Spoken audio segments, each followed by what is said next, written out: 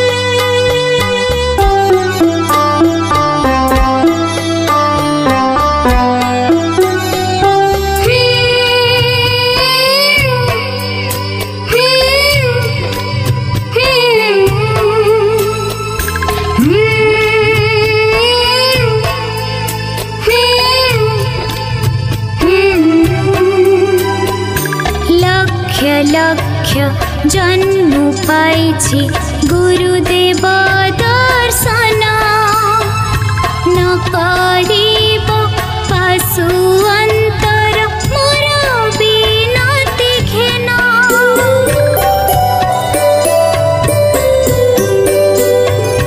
लक्ष्य लक्ष्य जन्म पाइछि गुरुदेव दर्शन न करिब पाशु अंतर मोर बिनती घेन। सांसारिक स्थूल दृष्टि तुमे मनुष्य सम आध्यात्मिक ज्ञान नयने तुमे ही भगवान। श्री गुरु